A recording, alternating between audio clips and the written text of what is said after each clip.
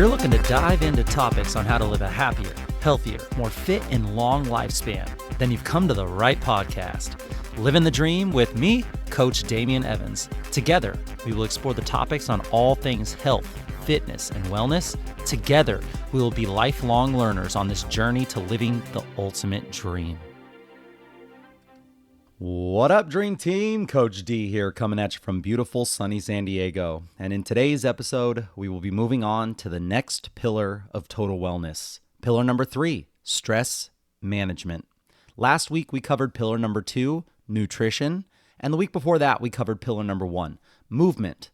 So if you haven't listened to those episodes yet, I recommend going back and listening to those first, as this was a presentation that I gave to a company and it had a certain order and flow to it. We're breaking up the topic of total wellness down into 4 different pillars.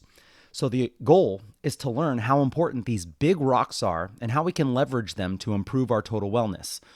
I'll bring up what we covered in the presentation, but we are also going to go so much deeper on each topic. Total wellness is so large, and 4 really important pillars to total wellness are movement, nutrition, stress management, and sleep. Today, we will touch on some of the struggles that we are currently seeing with the way that our society is experiencing and managing stress. Then we will discuss strategies and tips on how to boost our stress management pillar to optimal status. But before we get to the topic of the day, I want to start by thanking the sponsors of this podcast. This podcast is brought to you by Eat the Frog Fitness. Eat the Frog Fitness is the most personalized group fitness experience that you will ever find. All Frog Squad members are assessed every 8 weeks to see and track progress. The programming is backed by science-based periodization, which means that your sessions are designed to progress your intensity over time, as well as programmed in recovery weeks. Check out any of the Eat the Frog Fitness locations in Southern California, and if you mention the Livin the Dream podcast, you will receive your first 2 training sessions complimentary. Another one of our sponsors is the music app Brain.fm. Use Brain.fm's functional music to help you focus, relax, meditate, and sleep better, using cutting-edge neuroscience to get the results that you're after. I've used Brain.fm for years before I partner with them. I truly believe in their product. I use it anytime that I'm creating an episode for this podcast, and I also listen to their deep sleep music every single night. My Oura Ring tracks my sleep data, and the difference is noticeable. Download the app on your app store and use the discount code CoachDamian_SD to try the app for free, and a discount off of your first month if you decide to continue with your subscription. And this week's 5-star review comes from Erica Green. Erica Green says, "I am so happy I started listening to this podcast. This is my first time listening to a podcast to learn something about my health, and it's been a life changer. I am slowly making small changes to help me move forward to a more healthy lifestyle, and I couldn't be more thankful for the information that Coach Damian and the Livin the Dream podcast provides. I'm hooked." I love that so much. Thank you so much, Erica, for your support and kind words. I'm so proud of you for becoming a lifelong learner and taking responsibility for your own health. Keep it up. For everyone else that's listening, if you could do me a favor, if you haven't already, while you're listening to this episode, if you haven't subscribed yet, please take a second to subscribe to this podcast, which will allow all of the other listeners to know that this podcast is worth a listen. Plus, you'll get notifications anytime I release an episode. Then if you scroll down and you could leave me a review, if you feel like I've earned a 5-star review, that would be amazing. I read every single one and I appreciate the love and the feedback. All right, and now on to the topic of the day, stress management. In a world of nonstop action and constant stimuli during every second of your waking hours, you have to make sure you are bringing the right positive stresses into your life and the right amounts, while consciously and adequately working through, and this is important, and minimizing the negative stresses in your life. When we hear the term stress, for most of us, we have an immediate negative association with the word and what it means. However, there are stresses to your mind and body that have an overall positive result. This is called eustress. And then yes, there are stresses to the mind and body that have an overall negative result called distress. There are many factors as to why a certain event causes eustress or distress in a person. And interestingly, the same situation could be a positive one to one person and a negative one to another. And even more interestingly, it seems that the same situation could be a positive or negative stress on the same person, depending on where they are in their life and how they navigated the situation. I know that sounds a little abstract, but let's drive home the point with an old popular Chinese proverb that I absolutely love. I'm not sure about the original source of this story, but I heard it from reading Alan Watts.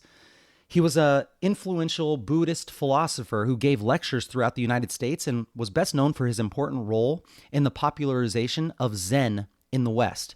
He wrote about a tale called The Chinese Farmer Story, and it went like this. Once upon a time, there was a Chinese farmer whose horse ran away. That evening, all of his neighbors came around to commiserate. They said, "We are so sorry to hear your horse has run away. That is so unfortunate." The farmer said, "Maybe." The next day, the horse came back bringing 7 wild horses with it. And in the evening, everyone came back and said, "Oh my gosh, isn't that lucky? What a great turn of events. You now have 8 horses." The farmer said, "Maybe." The following day, his son tried to break one of those horses, and while riding it, he was thrown off and sadly broke his leg. The neighbors then said, "Oh dear, that is terrible." And the farmer responded, "Maybe."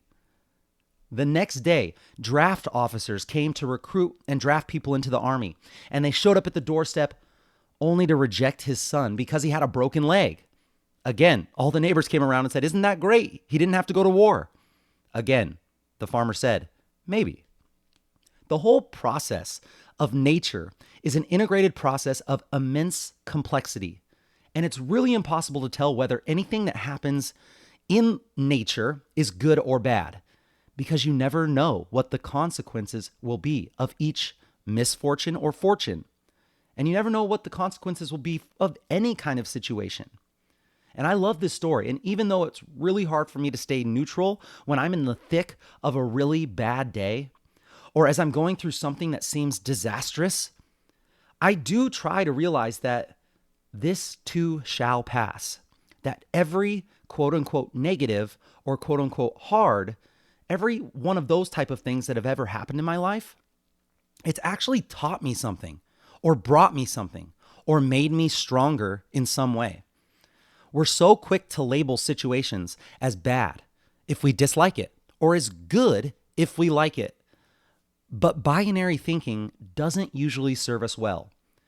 We see this running amok in our culture today with people and factions choosing sides. It's either you're with me and you agree with everything that I think, or you're my enemy. Equally damaging is jumping to quick conclusions about the impacts of or benefits of certain situations. You win a new piece of business, a key employee quits, market conditions shift, your computer stops working and you lose all the work that you just did all day. You get an investment influx. Your managers are at odds with one another. COVID happens. Is it good? Is it bad? Maybe. One thing for sure is that life is uncertain. We never know what situations may yield us, good, bad, or otherwise. Whatever happens in our life, we'll never be sure of the consequences it may bring in the future until it all plays out. Our work life can be an emotional roller coaster. When we are confronted by emotionally charged circumstances, we instinctively frame situations in binary ways as a way to make sense of things. This mindset presents dilemmas as things to be solved or resolved in favor of one alternative or another. Going beyond binary thinking is the ability to transcend this or that solutions. It requires us to pause and not jump too quickly to conclusions. The inherent tension that comes from polarization conceals a critical evolution opportunity. As much as we want it to be this simple, it's never black or white. It's never wrong or right. It's never 100% virtuous or 100% evil. If we can hold the tension long enough, we can usher into the third element, the realm of exploration, with mediating capacity, looking at the many shades of gray. This, my friends, is where imaginative opportunity lives. Quote, you never know what will be the consequence of misfortune, or you never know what will be the consequences of good fortune. Alan Watts. Tales, stories, fables, and all that stuff are really fun to listen to and try to apply to our lives. But when we are in the thick of a stressful situation, stories are really the last thing that you want to hear. If my business is not doing well, if I feel like I'm spiraling out of control, if I'm about to lose it all, if I feel like I'm at rock bottom, the last thing that I want to hear is someone telling me the maybe story. I might feel like maybe slapping that person in the face. Stress is more than just an emotion. Stress is a physical response that travels through your entire body. A small amount of stress can be a good thing, but if prolonged over time, it can have adverse effects on some of your most important vital organs. When you're experiencing any stress, your body experiences real physical changes. Hormones are released throughout your entire body. Your nervous system, your brain, tells the muscles in your body to tense up. Your thoughts, they actually create physical tree branches of neurological structures in your brain. This isn't just in your mind. It's actually happening inside your skull, inside of you. The entire system, mind, body, spirit, undergoes this stressful experience. Cortisol, the hormone that has become associated with stress. Cortisol can break down your muscle into glucose, blood sugar, which in turn can stimulate even more cortisol release, and consider this a negative feedback loop that just keeps getting worse. Cortisol tells your body to replenish your energy stores with energy-dense foods, causing you to crave your favorite comfort foods. It also tells your body to store this excess energy if not used up as fuel, and it stores it as deep organ visceral fat. You may have heard of the difference between subcutaneous fat and visceral fat. Deep visceral organ fat, this type of fat doesn't just make it harder to fit into your clothes, it actually releases hormones and immune system chemicals called cytokines, which increase your risk of developing chronic diseases such as heart disease and insulin resistance. It's important to note that cortisol is not the bad guy here. Cortisol is good in lots of situations. We evolved to have cortisol for a reason. But when chronic and long-term cortisol is left uncontrolled in your body, bad things can happen. The poison is pretty much always in the dose. Cortisol, the almighty hormone, serves a core purpose. Evolutionarily, it keeps us wide-eyed and alert in case we are threatened or if there is a harmful change in our environment. External stressors or internal worries trigger both adrenaline and cortisol release, which is part of what we call the fight or flight mode, or in scientific speak, the sympathetic nervous system, the SNS. Without this mode, we'd be slow to respond to threats. When cortisol is being released by the body, all other rest and digest and repair system functions, like digestion, sort of take a back seat on the back burner, enabling our bodies to focus on the issue at hand. More than its role in our fight or flight mode, cortisol is a power player, and that's because many of our cells have a receptor for it. Cortisol helps our brains make memories. Super important. Cortisol helps us wake up and feel alert. Cortisol helps manage our inflammation levels. Cortisol helps support our metabolism. It helps manage our salt and water retention levels, and it helps modulate our blood sugar levels. And in pregnant women, it is crucial to fetal development. Those are all some really important things. Our body has a very complex stress response. It is fundamentally intended to protect us. Back in our hunter-gatherer days, if a tiger was coming to kill us, what happened? A predator approaches you. Your stress response kicks in. Adrenaline starts to pump. Your blood sugar starts to rise so that more glucose can go to your brain and to your muscles of your legs so that you can figure out a way to get out of that situation. Your blood pressure starts to go up so that more oxygen can get to your brain. A part of your brain called the amygdala, it goes on high alert so that you are hyper vigilant to all the dangers around you. You get that tunnel vision. Your blood becomes more prone to clotting, which is super important if you get cut or bit. It could save your life.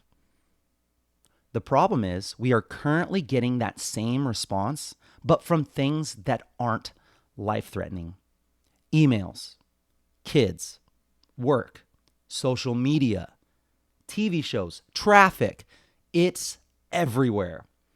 When it comes to these small, frequent, chronic stresses, do you think that any of those physiological responses sound like a good thing?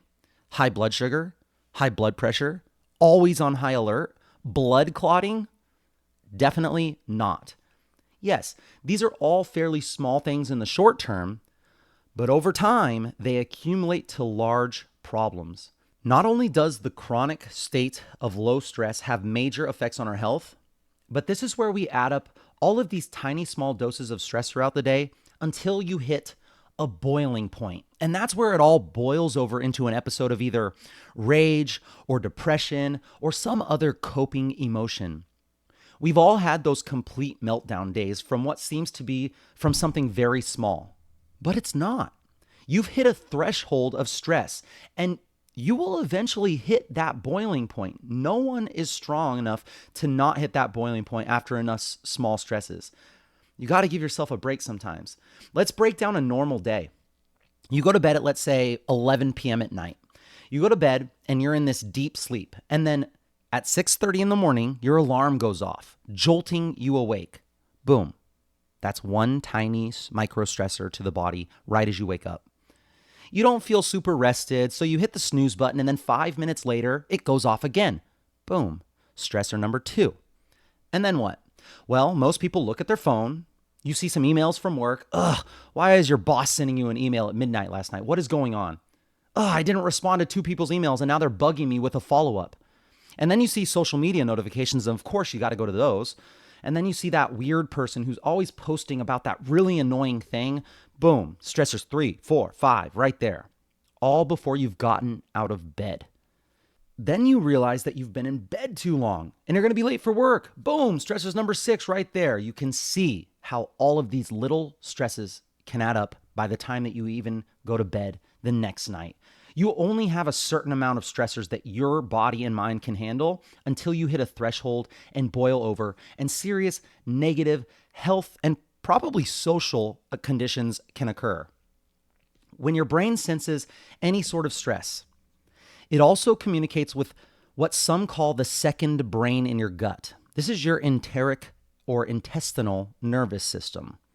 This stress, along with giving you that butterfly feeling or that stomach drop feeling, also affects the way that you digest food. The rhythmic contractions of peristalsis that move food through your gut are affected and disrupted, which could lead to irritable bowel syndrome, acid reflux, and can make your gut lining more sensitive to acid, causing heartburn and other digestive issues, all just from simply mentally, I guess, stressing out. Is it a wonder why we have an epidemic of increasing heartburn issues in our society? Stress is also being found to actually change the composition and makeup of your gut bacteria, your microbiome. Whoa, more to come on the microbiome in the near future. A short-term stress, also called acute stress, to our body allows the body to react and adapt to that stimulus and then respond by becoming more resilient. Similarly, like if you had a project at work and the deadline is coming close, if you're someone that has a mindset of thriving in that situation of pressure, that could quite possibly be a good stress for you, allowing you some extra motivation and external drive to produce an excellent product. Sometimes without that deadline, we could have long periods of time with no inspiration, no motivation, and lackluster product results. But people that thrive in that situation, that small deadline stress, it really helps us rise to the occasion and produce. And I'm going to put myself in this category.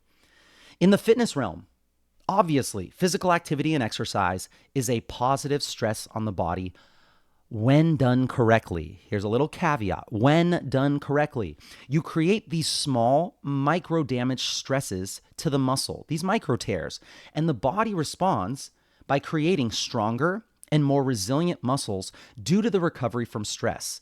If you want to see something really cool, go on YouTube and search satellite cells repairing muscles, and you will see one of the coolest things, at least for me, that you've ever seen.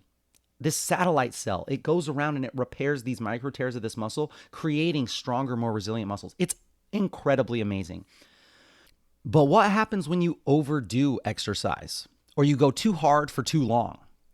What happens when an acute stress turns more into a chronic, long-term, wearing down type of stress? Or what happens when the short-term acute stress was way too much?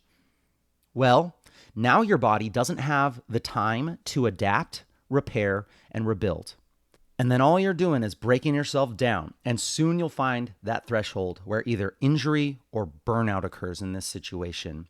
It's all about finding that sweet spot, enough stress to elicit a response for adaptation, but not too much. The Goldilocks effect.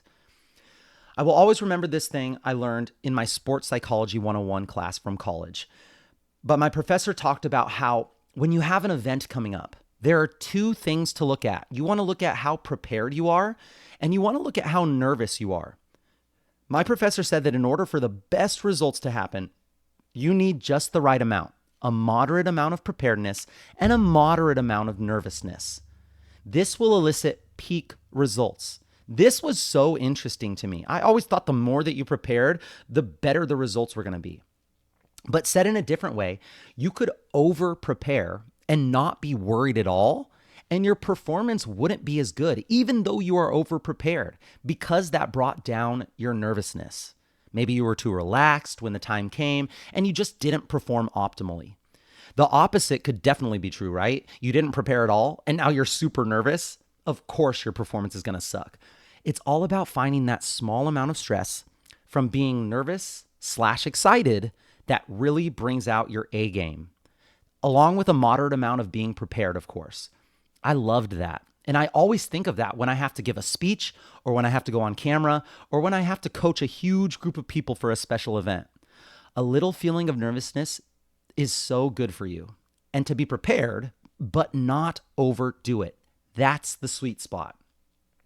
One thing that is really interesting about stress is how you interpret that stress is so extremely important on the outcome. You may have heard this before, but the physiologic state of fear is the exact same state as excitement. Fear, excitement, the same physiologic state. Your heart starts racing. Your palms and your armpits, they start to get a little clammy. Your cortisol spikes. We all know that feeling. Allison Wood Brooks, a professor at Harvard Business School, is a researcher in this field, and her team did an experiment. They picked a few activities that would make most people really, really nervous or fearful. These activities included giving a public speech, singing a karaoke song, and taking a math test. Ugh. They tested what the effects would be if they had one group sit quietly and do nothing before their activity. While the other group, they said only 3 words. I am excited. I am excited.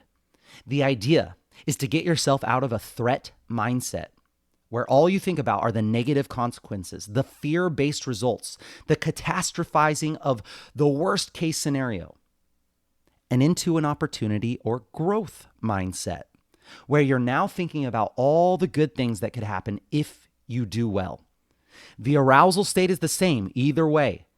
You're not becoming less anxious or less aroused, but instead you're shifting from fear to excitement, from negative to positive.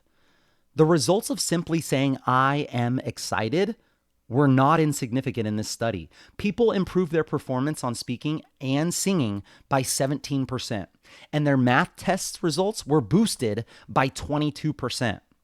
How the participants of this study interpreted their stress had an effect on the outcome. Incredible. So with that example in mind, can you imagine what might be taking place physiologically when 2 people exercise? One person is dreading the workout, is telling themselves how hard it's going to be and how hard it is and how much it sucks during the workout, while the other person is thinking about all the positive results that come from the benefits of physical activity? What about the stresses of your work? The stresses of a deadline that's coming close? I personally believe mindset is more powerful than we can actually quantify, or that we may ever be able to quantify. And there really are no downsides to shifting from nervous to excited, even if it's fake, even if it's a fake it till you make it type scenario. Another example of stress to our body is sunlight. Sunlight in the proper dose is one of the best things that you could do for your health and your body. Think about when you go outside in the sun. Let's say you haven't been out in the sun for months. Let's say you haven't been outside for months. Either it's been winter, or there is no sun, or you had a super busy work period, or it's been quarantine, or whatever it is, but you haven't been outside. Well, then let's say you go on vacation to Hawaii or Mexico, and then you go out in the sun for like 4 hours without not seeing the sun for months. Instead of getting tan, you're going to get red, you're going to burn, and then you're going to peel. You overdid it. Too much stress to that skin that your skin could not adapt or handle. Too much too fast.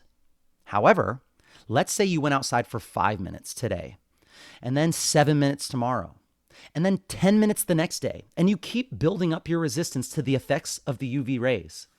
You would be giving your skin an opportunity to adapt to each stimulus when you go outside, and your skin would slowly become more resilient to that same stress. And instead of burning you and creating major damage to your skin, you'd then be getting all the benefits that sunlight has to offer. So think, what things in your life cause stress? Remember that your life will always be filled with stressful situations. But whatever happens, what really matters is making sure that you have the appropriate amount of time to recover from the stress, as well as how you respond to this stress emotionally. It is how you see the situation. Are they challenges that you are excited to grow from? Or are they threats that are insurmountable? How stress affects the body is entirely up to you, and how you react and process the stress actually physically really matters. So we're going to make this a little more tangible. Here is your action plan for boosting your stress management pillar to optimal status. Here's the secret sauce. Here is a game plan that you can use to elevate your stress management game.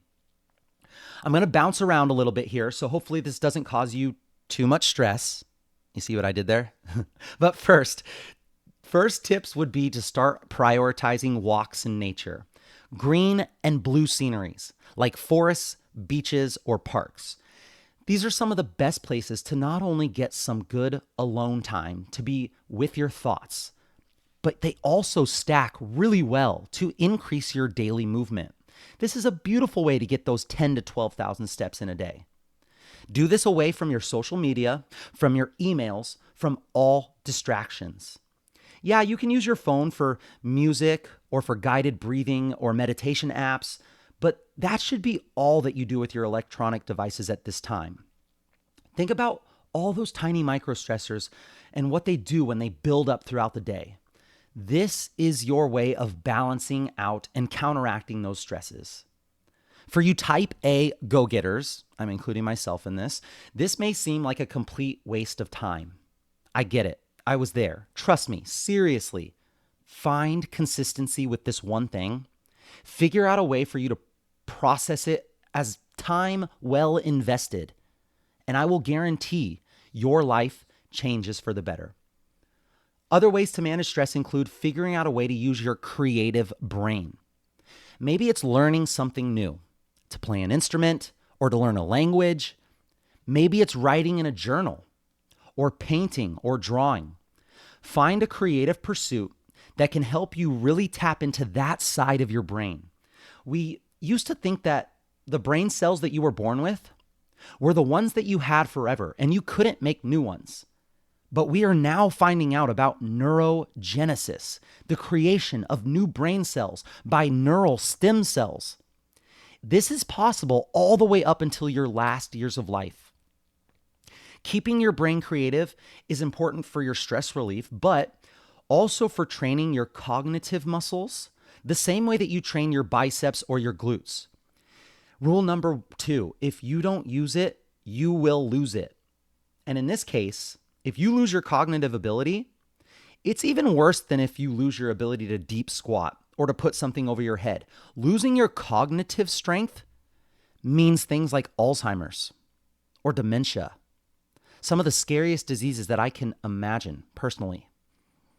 Even if you have no creative skills whatsoever, like me, find something creative and relaxing for you to do.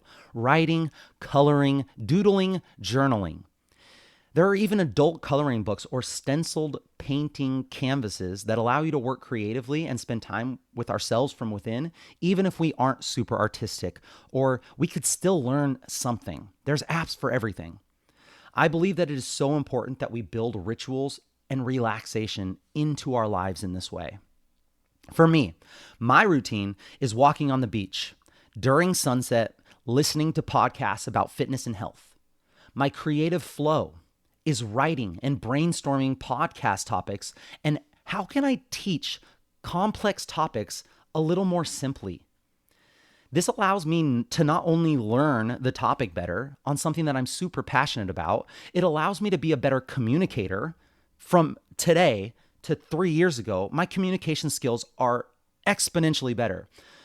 It's also allowing me to become a better health and wellness professional.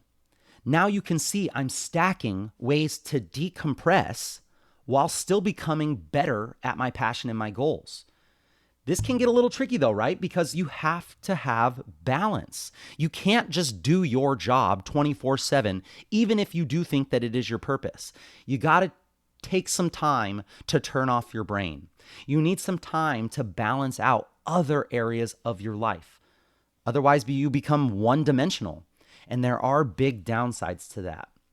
So yes, for me, going to the beach out in nature, or if I'm not going to the beach that night, it's sitting in an isolated, quiet space, focusing on my breath, listening to chill brain.fm music. I also use apps like Calm for great guided meditations or for body scans. And then also, I love hot tubs. There's something about water for me that balances me out. For you, it could be a bath, or a sauna, or a comfy chair on your patio with a book, or with your favorite chill playlist, just chilling. Or if you're down here in Southern California and you're a big super biohacker with disposable income, I can't think of anything cooler than one of those new sensory deprivation float tanks. Those things are incredible in what they do for our busy, crazy lives right now. With any of these activities that you choose, I want to talk about something I'm really passionate about, yet on the same side of the coin, I'm still slowly learning more and more about. I would definitely not say that I'm an expert in this field, but I would say that I know with everything that I am that this is so important. And that's breath work. Any and all of these activities paired with the right breath work, take your results to instantly adding to their benefits. More powerful than drugs, more powerful than anything that you've done before. And I don't have stats to prove it. I think we're just starting to be able to measure and quantify just how dramatically important and effective the right breath work and breath control and strength of our respiratory system really is. Check this out. Your vagus nerve is responsible for the regulation of internal organ functions, such as digestion, heart rate, breath rate, as well as controlling your blood pressure, the vagus nerve. 80% of the fibers of the vagus nerve, they actually run from inside your body into your brain. This means that we can directly train our state, whether we want to be relaxed, excited, focused, energized. We can control directly our state by the way that we breathe, by the way that we chant, hum, and move. Can we pause and think about that for a second? We pay millions of dollars, probably billions of dollars throughout our lifetime to help us feel happier, to help us feel more relaxed and calm, to help us get more energy. Drugs, experiences, supplements, you name it. It's all to help us feel a certain way. And yet we have complete control over the state of our mind, our body, our spirit through this insanely complex power of our autonomic process of breath. I sometimes just sit dumbfounded, just completely confused at the power that we hold, the power that we could harness if the education and the desire was there. The principle has been used all throughout history, especially in the East, but it's been looked at as a little more alternative over here in the West. A study done by the National Institute of Health, the NIH, shows that 10 weeks of yoga and breath work significantly reduced symptoms of PTSD in war veterans when all of their medications efforts had failed. Movement and breath when all drugs failed, when all interventions failed. We were able to have these people who are struggling with an intensely real and challenging traumatic issue through taking control of it by themselves, empowering them to have the tools to fight it through breath and movement. Come on now, this is the type of stuff that just excites me. Y'all already know how weird I am, but you're starting to get a better picture, I'm sure, just how excited I get at this. Wim Hof. Wim Hof is one of the most prominent figures in the breath world. He holds 21 Guinness World Records, spanning feats of swimming underneath ice, climbing and running through intense environments, both hot and cold, in nothing but shorts, climbing Mount Everest, and being submerged in containers of ice for extended periods of time, able to control it with his breath. He is a real life example of just how powerful and seemingly miraculous mastering your breath can be. He was even injected with E. coli, enough to make any person really sick.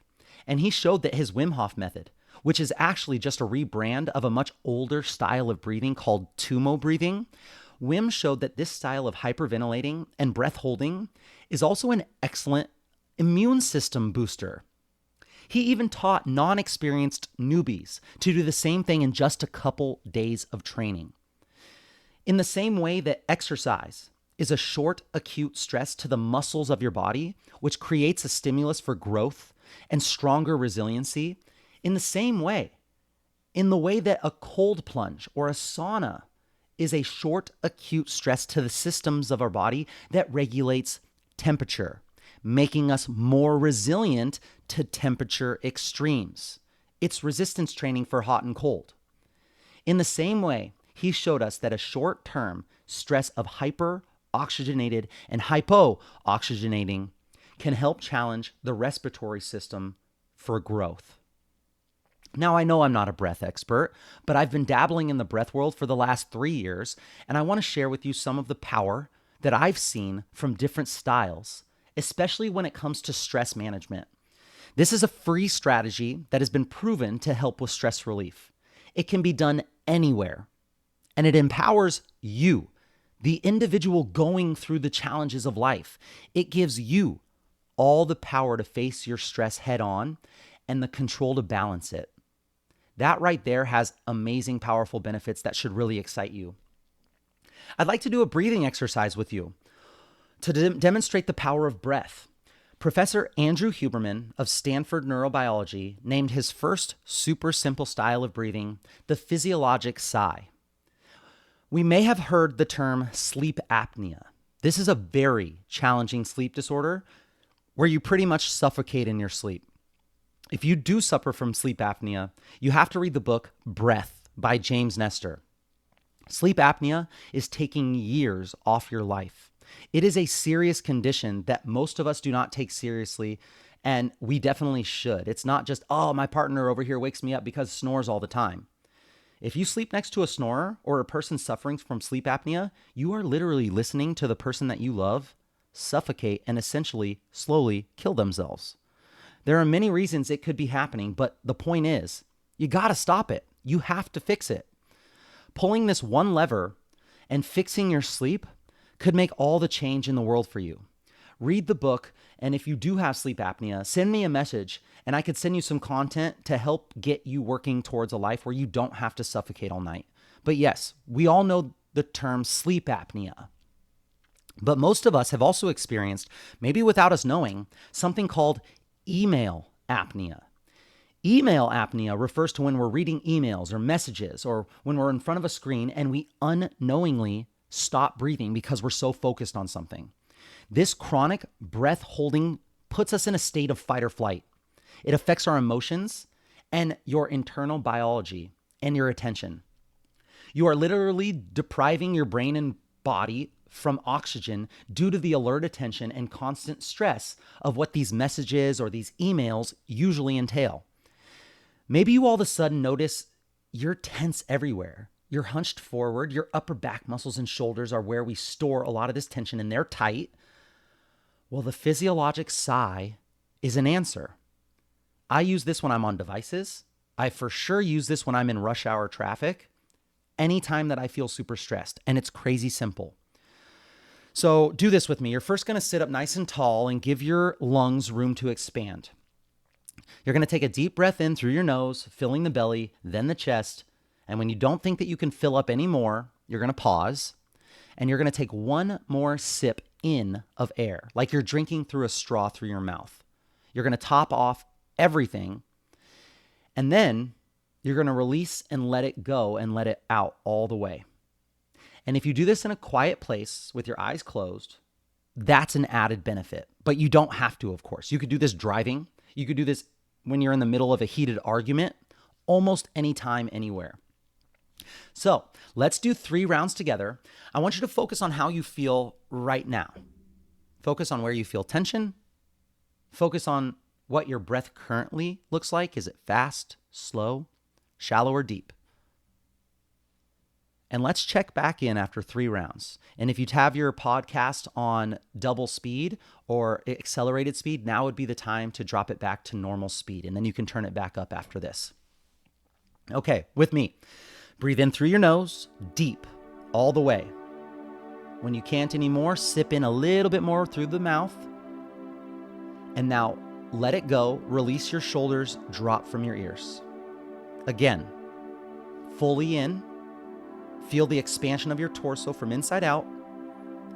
Sip it and top it off. Release, relax, exhale, let go. Last one. Biggest, deepest breath of the day. All the way in. Top it off. And exhale all the tension in your body. Check in. How do you feel? Amazing, right?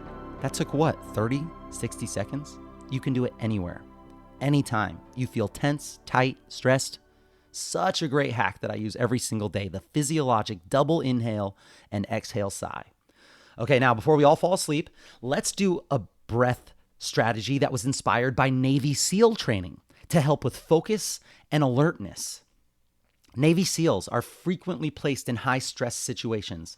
They use a technique called box breathing, also known as 4 square breathing, which involves exhaling to a count of 4, pausing with your lungs empty for a count of 4, inhaling at the same count of 4, and pausing, holding at the top for another count of 4. 4 equal breaths. Inhale, pause, exhale, pause. Box breathing is a valuable, mindful technique, and that can aid in your stress management and overall wellness. So let's give it a try. First, notice how you feel now, and let's check back in after just 3 rounds. This is going to be all through your nose. Exhale where you're at right here, and let's go ahead and inhale for 4, 3, 2, 1. Pause. Hold. 3, 2, 1. Exhale through the nose. Let it go. 3, 2, 1. Hold. 3, 2, 1. Round 2. Inhale. 3, 2, 1. Hold. 2, 1. Exhale. Release. 2, 1. Pause. Hold. Stillness. Inhale. 3, 2, 1. Nice. Hold. 3, 2, 1. Exhale. 3, 2, 1. Hold. And return back to your normal breath. Enjoy this focused and alert feeling, and let's dive back in. Breath work, man. Love it. Okay, you can take your podcast back up to that high speed. I want to share with you a page from the book, The Rain Barrel Effect by Dr. Stephen Cabral. This book will help drive home some points here. He talks about, on page 46 of his book, referring to environmental toxic chemical stresses, but he also ties in emotional and physical stresses as well. He writes, quote, "When your brain receives a signal that a toxin has entered the body or a stress has occurred to the body, a part of the brainstem called the locus coeruleus lights up like a Christmas tree. It is at this point that norepinephrine, also called adrenaline, is released, which puts your body in an excited and stimulated state. This norepinephrine triggers the amygdala portion of your brain, which relates to feelings of anxiety, fear, panic, and anger or rage. During this cascade, the hypothalamus and pituitary gland in the brain become activated and release additional stress hormones, which cause our adrenal glands to secrete adrenaline from the adrenal medulla and cortisol from the adrenal cortex. Now, all this may seem like very complex endocrinology, but what's essential to understand is that stress is literally one of the most fundamental cornerstones of health that must be managed and healed in order for anyone to become well. You don't need complex biochemistry in order to understand intuitively that when your body and mind are stressed, whether that stress arises from trauma, a violent relationship, or from a toxic stress being exposed to over 77,000 man-made chemicals in the environment, your body feels that it is under attack. Over time, this constant bombardment of internal and external stressors eventually wears the body down, burns out the central nervous system, and keeps us locked into a pattern of sympathetic nervous system stress, fight or flight. The problem is that repair, recovery, and rejuvenation do not take place until we can relax. And we can't relax while we're locked in a constant fight or flight state. So until we can move our body into the healing state of the parasympathetic nervous system, we cannot fully recover our body, mind, or vitality. This is the crucial piece to the puzzle, since it doesn't matter what health or weight issue you're currently dealing with. If your body is under stress, it simply cannot heal. If you can't make a shift from the sympathetic nervous system of stress to the parasympathetic relaxed state, you will always be fighting an uphill battle to get well. Wow, wow, wow. So powerful, unquote. One of the other notes from this book, and then we'll move on, but definitely recommending this book to everyone. The Rain Barrel Effect by Dr. Stephen Cabral is great. One other note I will add, because it directly affects our stress state, especially these days, is from page 54. It's titled Toxic Enemy Number 7, Homesick. Quote, Americans spend 90% of their time indoors. 90%. Most people take in 126 toxins every day before ever leaving the house. And it takes just 26 seconds for these chemicals to get into your bloodstream. In 1984, 40 years ago, it's much worse now. The World Health Organization stated that approximately 1/3 of all new buildings could be causing acute illness. A third, over 33%. The use of synthetic materials has only increased, and with it, so too has the increase in environmental toxins. This issue with home and office buildings is that they are built so well that the indoor toxins can't escape. This means that the air that you're constantly breathing all day is literally infected with toxins you can't see. But you most certainly are breathing them in.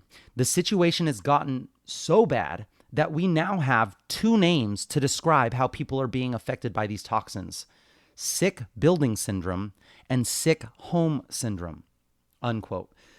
And I only bring this page up, this part of the book up, to remind you that we were meant to live outside. If you're like the average American, you currently only spend 10% of your time out there. It's no wonder we start to feel the way that we do. Friends, you have to get outside. You have to receive the powerful medicine that sun and fresh air offer you. Even if you don't live in a sunny place, you're still receiving some of the benefits by being outside. You have to give your body the break it needs and yearns for. It's begging for it. Stress management is just as much about protecting you from your current lifestyle and balancing out your life the right way. It's as much about that stuff as it is about adding things into your life to manage stress. Your immune system is directly affected by the amount of stress that you experience. While Wim Hof, he showed that breath work has the power to fight off an E. coli injection, that would almost make every other person who was injected with it extremely ill. Another study was done where they had two groups of people. One group that had control and balance over their stress, and then one group who had a high imbalanced stress life. Both groups inhaled nasally a rhinovirus strain, and the results were astounding and left no question. Stressed immune system weak, easily infected and sick. Boom. Those with low stress, strong immune systems could fight off the infection and didn't get sick. Incredibly powerful, and should really have the cogs in your brain turning. How exciting is that? If we invest in our stress management, we have that much power to create the healthy life that we deserve. So this means maybe controlling the stresses that come into your life. My first thing that comes to my mind is getting away from the news. The more that you watch the news, the more stressed out you get, the more your immune system is dampened. It's just a bad cascade of negative events. Chronic, long-term, uncontrolled stress creates real physical damage to our bodies. We see this with ulcers in high-performing, overstressed CEOs. We see this with acne and skin issues of overworked students. We see this with heart attacks, with strokes, with brain aneurysms. Stress directly impacts your health. Scary, yes, but also empowering, knowing that we have the answers to personally take care of ourselves. And most of these interventions are not only free, they are easy to learn, easy to execute if you really put the importance on prioritizing this as something super important in your day. And best of all, when you do invest in your stress management, these strategies leave you feeling amazing and blissed out. However, I know exactly what it feels like to have so many duties and responsibilities that it feels like a mountain of weight is slowly crushing you down. And the last thing that you feel like doing is setting aside 5 to 10 minutes to just sit quietly in nature or to sit in a quiet room and meditate. And if you're currently thinking that there's no time for that, that it's a waste of time, that I just can't possibly fit that into my day, there's no chance that this is going to happen. I'm telling you this with all the love in the world that I have. You are the one that needs this the most. You are the one that needs it the most. Your life will change. Do not wait until a doctor tells you that you have high blood pressure and you're at risk for a heart attack to start working on stress management. Don't wait until all this stress slowly builds and hits a boiling point, until one day you scream at your child for being too loud or messy. Don't wait until the day you get into a car accident because someone cut you off and you saw red and you went bonkers on the road. One of the best ways I've seen people get into a habit of taking some time to do stress management is scheduling it into your schedule. Make it a priority, schedule it in. Another way is scheduling in some community service into their week. This can even be done with your family. Maybe you volunteer at a homeless shelter, passing out food. Maybe you volunteer at an animal shelter, taking dogs for walks. Or maybe you and your family go grab a couple of trash bags and you take a walk and you go pick up trash at the beach or at the park. Maybe you go help special needs kids with some physical activity. There is just something super magical about helping others and doing good for your community. It gives you a sense that you're making a difference. It gives you pride that you're helping someone that actually needs it. I tell people all the time, I'm so selfless because I'm actually selfish. Yeah, I love helping others. I love doing charity boot camps and raising money for nonprofits. I love picking up trash and making our community cleaner. But if I'm being brutally honest, I started doing those things because they made me feel so good. They made me feel proud of myself and who I am as a person. They instantly make all of my negative, spiraling, catastrophizing thoughts about not being enough or not doing enough. Volunteering makes all those things go away. Plus, playing with puppies, how could you not take some time out of your day to take stress away by playing with puppies? If you're not yet able to set aside time to meditate or to do something creative or to take a walk in nature, maybe then do this once a week, once a month, and make it a family thing. You can teach your children some really great life lessons. You can learn yourself some great life lessons. You can make your immediate community feel better, which has some huge impacts, more than we know. I truly believe that it does come back to you in one way or another, even if that's not your goal.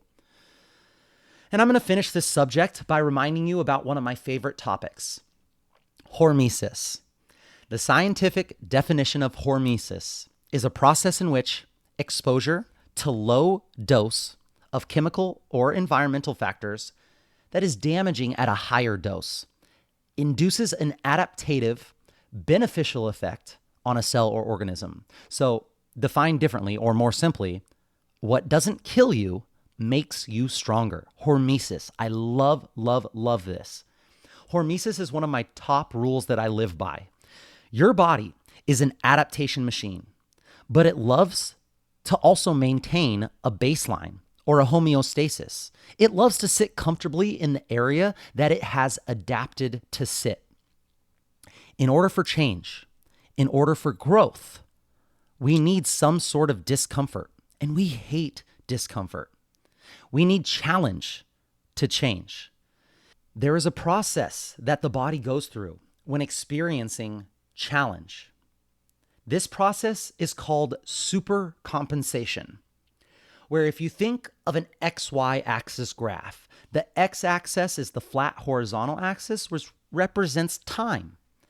And the tall vertical axis, the y-axis, that represents the change in stress, positive or negative. So up and down is positive or negative stress, and laterally, horizontally, is the x-axis, which represents time. When you stress the body, for example, with exercise, you stress the body by creating muscular negative damage. You're creating damage to a muscle. So over the short term, it actually looks like on the x-axis that it's negative. It goes down. But the body, supercompensation, the body releases hormones and signals to rebuild and regrow, more resilient. So you actually bounce out of the negative, past neutral, and into the positive. Amazing, right? Now, if you wait too long, your body will slowly adapt back to that flat x-axis, which is your set point, your baseline. So in this example of exercise, if you exercise once, you recover from it, and then you don't do anything after that, that one bout of exercise was negative, then positive, and now it's slowly back to baseline. That bout of exercise wasn't very impactful. But here is the magic of hormesis. Small, repeated bouts of stress that you recover from properly, but not for too long, creates this stair-step effect, up and up and up, where you keep climbing further and further into the positive. And that right there, my friends, is what growth is. So as we go through life, as we experience these stresses, they are just life's way of challenging your comfort zone. They are life's way of saying, are you ready to grow? Let's get through this stressful situation by learning and rebuilding, more resilient and stronger, and let's grow.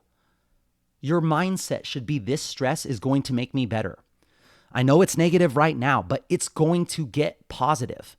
I never would have had the chance to go through this had I not been stressed with it. It's a hard mindset to hold. I know it's so hard, especially in the moment. It's far from easy or simple. But this, on a deeper level, this is what life is all about. What doesn't kill you makes you stronger. It helps your body move from its stuck comfort zone into a place you could have never gotten to had it not been for the push. What can this stress teach you? How can you use what you learned to help others, to serve others, to lift others up? When you feel like things aren't going your way, when you feel like the universe is picking on you, when you're having one of those when it rains, it pours moments, instead of asking, why is this happening to me? What in the hell is going on here? Why do I deserve this? Instead, ask 5 questions. What is right about this? What gifts or talents do I have right now that can help me with this situation? How can I have fun overcoming this? What is it that I can learn from this? And where is the gift or blessing in this? You literally have this part of your brain that when you ask a question, it is searching the world for the answer. So when you're asking, why is this happening to me? What is going on? Your brain is searching. But when you ask these 5 questions, what is right about this? What gifts or talents do I have that can help me with this situation? How can I have fun overcoming this? What is it that I can learn from this? Where is the gift and blessing in this? Your brain is searching for the answer to those questions. These 5 questions may bring a clarity to the situation that will give you positive control as to what this is doing for you, not to you, but for you, as opposed to making you a defenseless victim who this is happening to. If we go all the way back to the story about the farmer, it is really impossible to tell whether anything that happens is going to be good or bad. You never know what the consequences of misfortune or good fortune will be, as only time will tell the whole story. Things may look great at the start, but over time, it may not become what you had imagined it to be. Similarly, you feel bad about something, but someday it could be one of the best things that ever happened to you. Everything changes. The universe is ever changing. There's no room for judgment. It seems very apparent that nothing is truly black and white. To be able to forget the sorrows of your past and to not worry about the uncertainty of the future. To be able to truly live in the present and see life as not good or bad, but just as it is. This way of thinking is something that I've really tried to implement into my life. To leave you with a quote from C.S. Lewis, you can't go back and change the beginning, but you can start where you are and change the ending. Stay tuned for next week when we move on to pillar number 4 of total wellness, sleep and recovery. Please let me know what topics on stress management that we didn't cover today. As always, there's tons of other things that we could have included today. What did we miss? What has helped you in your life when it comes to managing your stress? Or maybe you know about some new research that has come out that would help your Livin the Dream team. I'd love to hear from you. You can find our contact information in the description of this episode. One final recommendation before we end. There is a book that I just read that is incredible when it comes to this topic. If this episode was your jam, you'll love the book, Why Zebras Don't Get Ulcers by Robert M. Sapolsky. Why Zebras Don't Get Ulcers. This book dives deep into how stress affects sleep and addiction, as well as new insights into anxiety, depression, and personality disorder, and the impact of spirituality on managing stress. It touches on stress and pain, stress and memory, stress and sex and reproduction. I highly recommend this book if you'd like to dive deeper into all things stress management related. And that's it, my friends, for this week's episode. Each week, we're going to focus on sharing information that will help you with your health, fitness, and wellness journey. Share the knowledge you gain with your friends and family and hold each other accountable. If you enjoyed this content, it helps a ton.